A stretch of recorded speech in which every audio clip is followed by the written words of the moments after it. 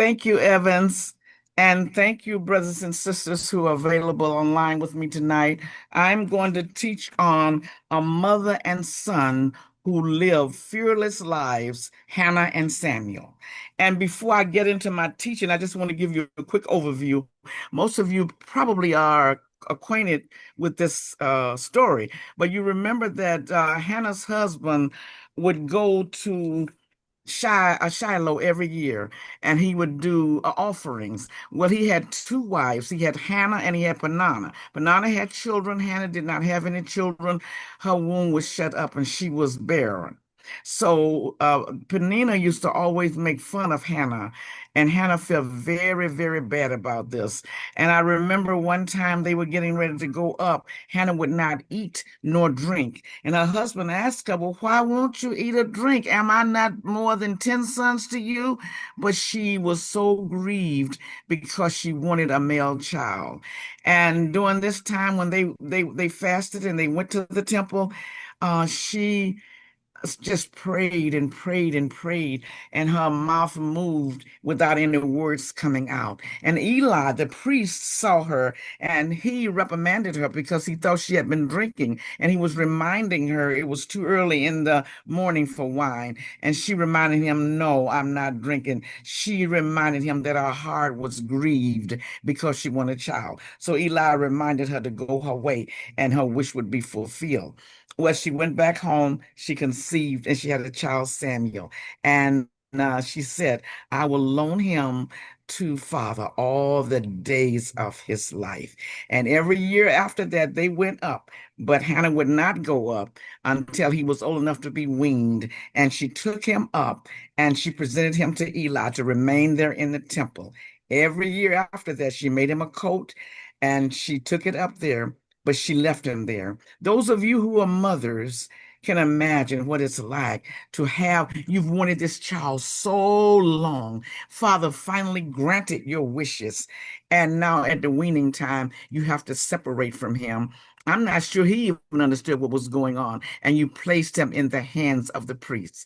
But she was faithful to her word to Father. She said, "If you will give me a male child, I will loan him to you all of the days of his life." And as we know, Samuel started to working, in the tabernacle. He was serving Father as a priest, but he didn't know Father yet. We also remember that when he first became the prophetic word came through him was to give to Eli, and we also know him as a judge. So we're going to go through and see what happened in all the stages of his life, and we can see this child apparently pleased Father with all of his heart because Eli's sons would have been next in line to succeed their father's position, but they were ungodly men, and Samuel got that position. So I'm going to say, and then also if you have paper and pencil, you might want to write this down. We have to move on because we only have 40 minutes. Samuel, whose name means heard of God, was dedicated to God by his mother Hannah as part of a vow she made before he was born. Now, today, those of you who are familiar with the traditional fellowships, we dedicate our children. Many times people will bring the child all in a white gown and all the people to stand on the stage. But the most important thing about this is not a photo shoot. It is a recognition to Father. You have trusted this child in our hands.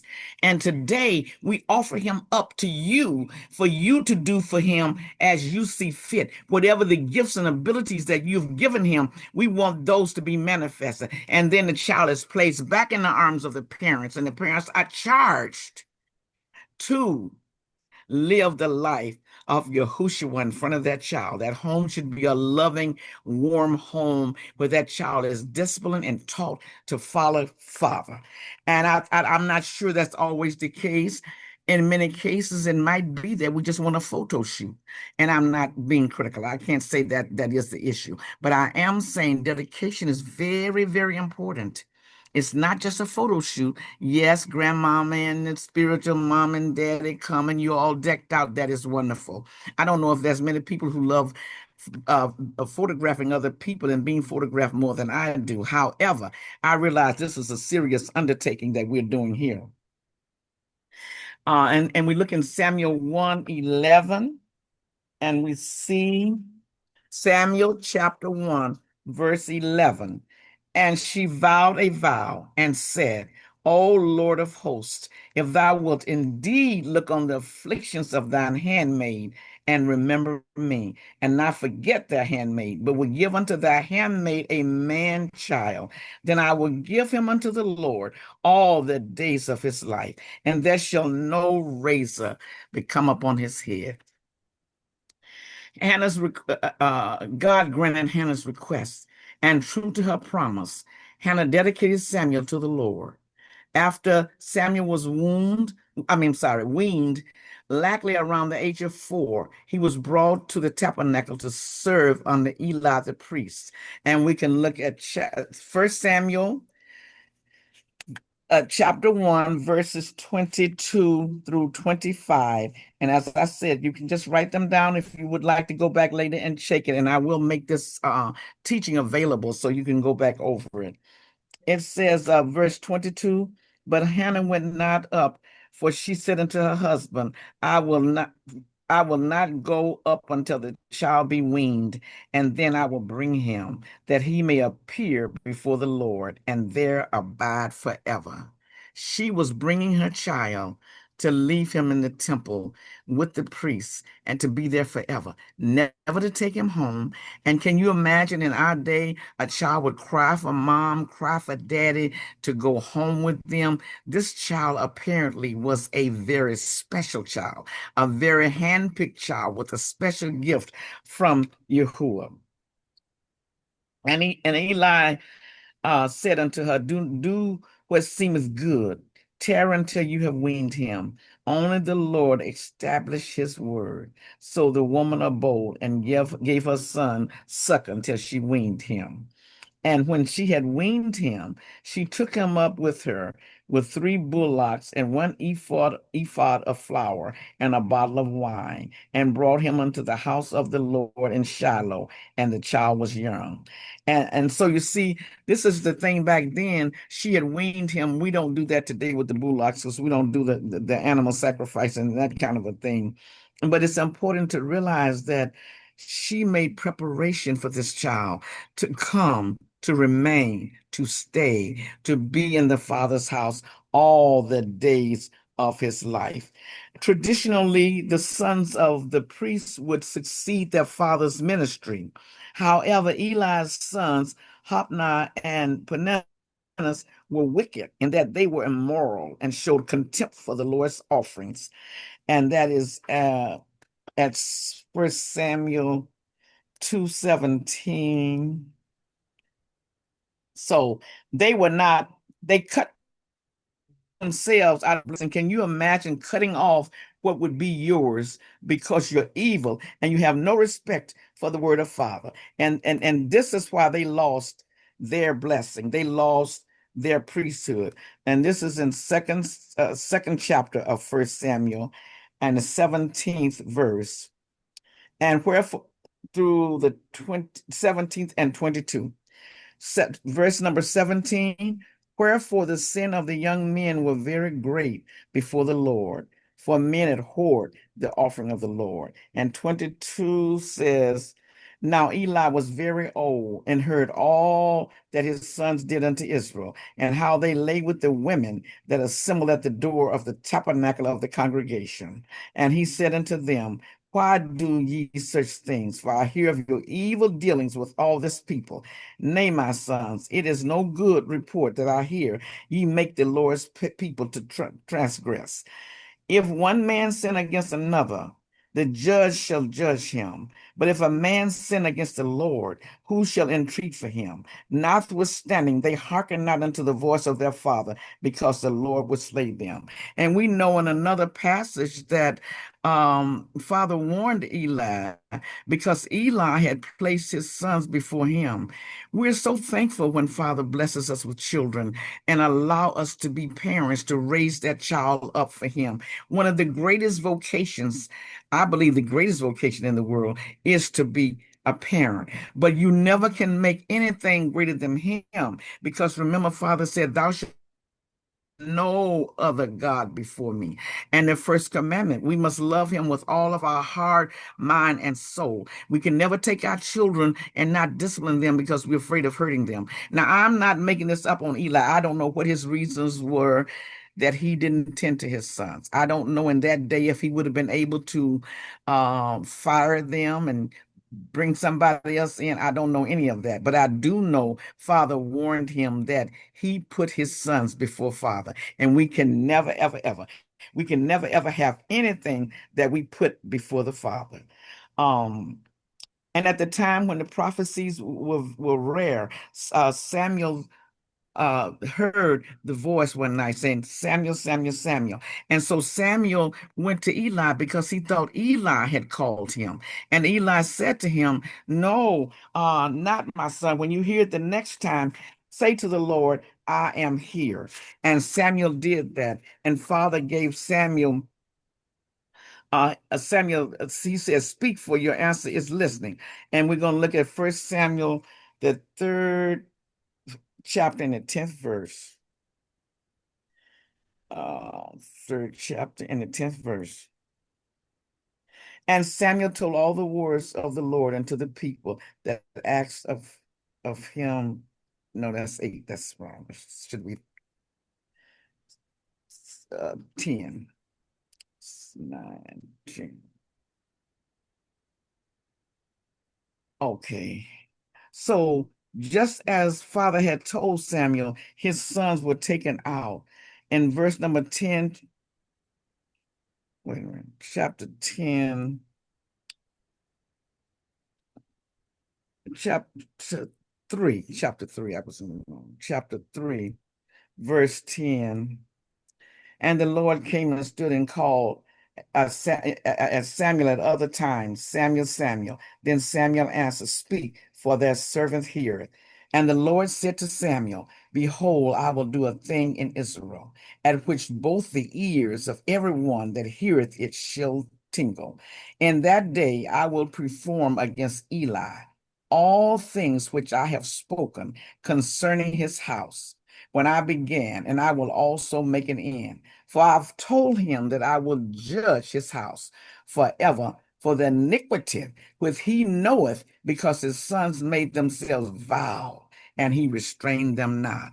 Father is holding it against Eli for not restraining his sons. And we remember the sin that they were doing. The women that were coming up to the gate, they were committing fornication right there at the gate. They had no respect for God's house. And when they did the meat for the priest, they were supposed to pull out what was on the fork and give it to the priest. They were allowing all the other Israelites to eat. They were just out of control. They had no respect for God's order and his wishes. I don't know how they ever got like that, because I don't see anything in scripture that says Eli was rebellious. The only thing I can see in scripture is that Eli did not obey Father and get them in control. So therefore I have sworn unto the house of Eli that the iniquity of Eli's house shall not be purged with sacrifice nor offerings forever.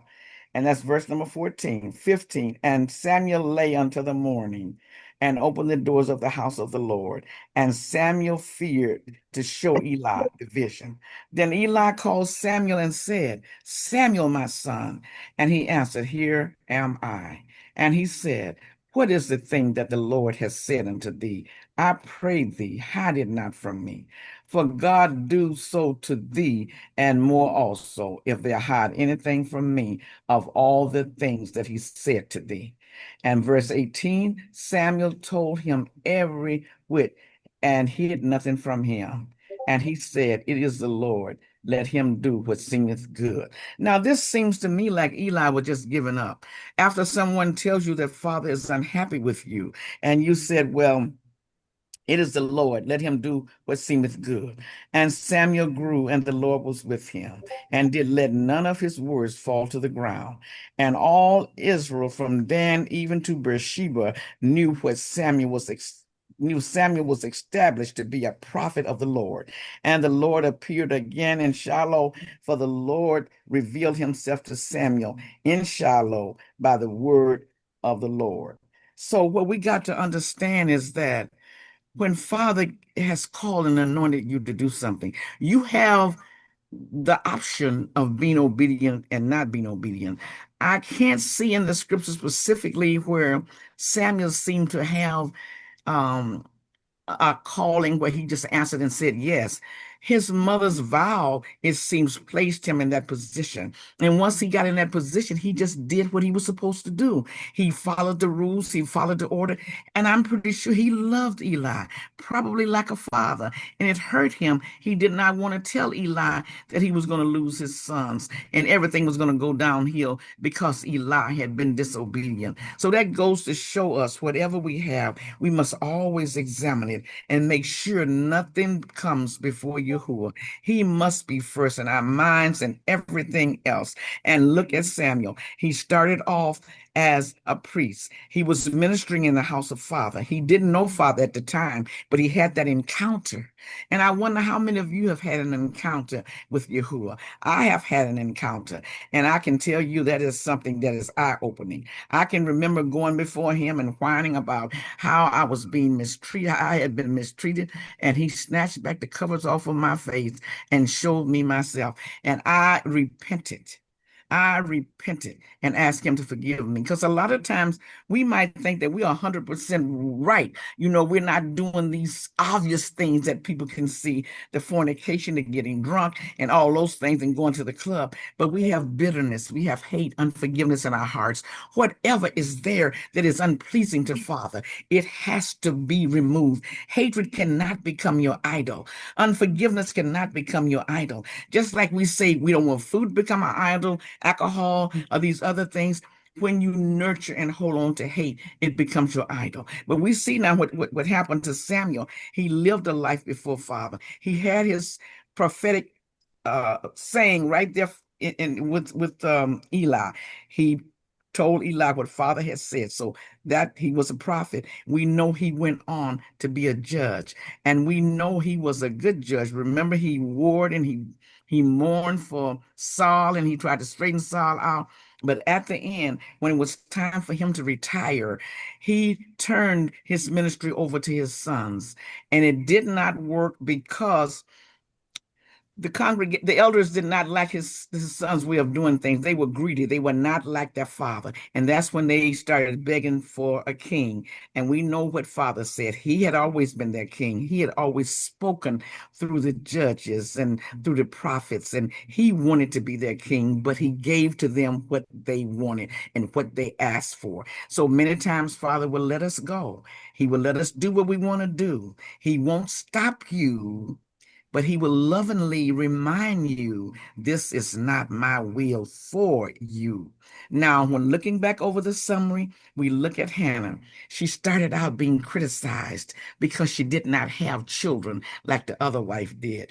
But she made up in her mind, I'm not going to give up. I'm going to fall before Father, and I will put my face down to the floor, and I will ask him to give me a child. And then she made up, if you would give me a male child, I will lend him to you all the days of my life. And she did that. She dedicated him to Father. She brought him to the temple and she left him there. Now, we're not going to bring our children to fellowship and leave them. Nobody's going to take care of them. But one thing we can do, we must live righteously in front of our children and bring them around other people who have like minds like us, so they can understand the way of the world is not for them. The way of for them is to follow the way of Yahuwah as they follow their parents. And we look at Samuel. She loaned him to Father all the days of his life, but we have to give him some response, some credit. He didn't rebel.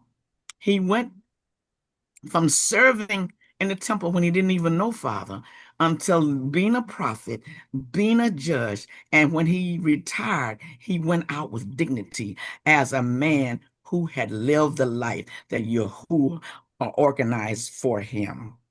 Thank you.